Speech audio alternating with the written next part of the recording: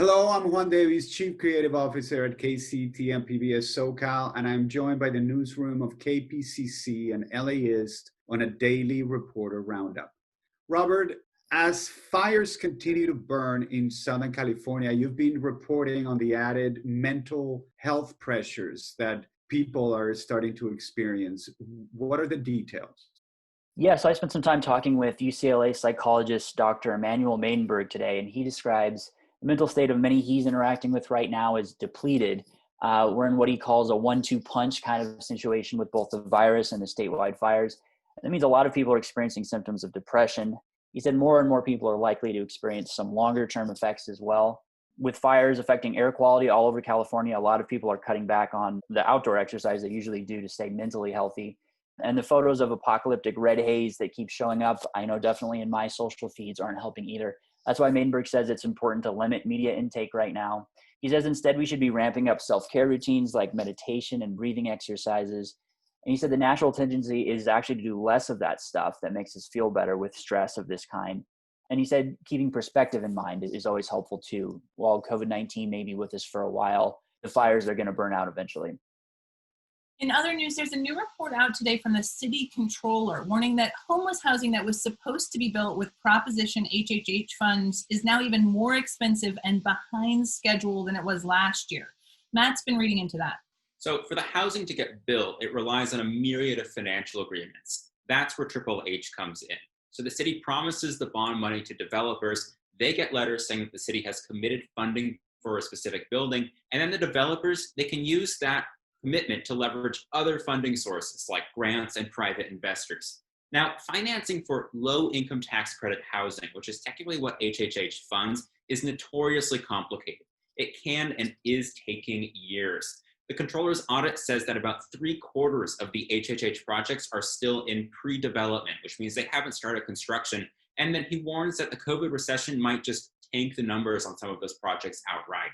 His message is that some of the Triple H money should be reprogrammed and used for interim housing and shelters that can be built more quickly and cost effectively. For a long time, our newsroom has been following calls for Hollywood to be a more diverse place, be more reflective of the diversity of this country, of the world. Now the Oscars are forcing the studios to do more, and John's been following this today. So study after study shows that Hollywood continues to hire very few women and people of color, both in front of and behind the camera, a fraction of the American population. And while the Academy of Motion Picture Arts and Sciences doesn't decide which movies get made or who gets to make them, it does write the rules for the Oscars. So starting in 2024, any film that wants to compete for the Best Picture trophy must meet at least 2 of 4 tests for inclusion and diversity. And some of the requirements are visible, the diversity of the lead actors or the ensemble, for example. But the rules also allow for inclusive hiring behind the scenes, like who gets selected to do costume design or editing or film scoring. The Academy has tried for years to diversify its voters. Now it wants Hollywood to follow suit. And there's no mandate that films have to do this. But if you don't want to follow the rules, you better make other plans when it comes to Oscar night. And finally today, there will be no trick-or-treating in Los Angeles this year. Elena has that very disappointing news. Yup, 2020 is all about the tricks and no treats. Los Angeles County Health Department officials recently put out their rules for the Halloween season. And initially, they had banned door-to-door trick-or-treating outright. They just walked that back a little bit so that it's strongly not recommended. Basically, they don't want you to go trick-or-treating or even do trunk-or-treating. And banned outright are carnivals, haunted houses, festivals, all those kinds of things.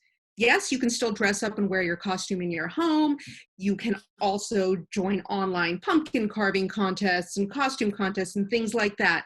But no, it's just not going to be the same this year. Elena, that's very sad. We're not going to have Trick or Treat this year. Anyway, thank you all at the KPCC and LAist Newsroom, and thank you for tuning in. Take care of your health, your family, your neighbor, and we will see you tomorrow.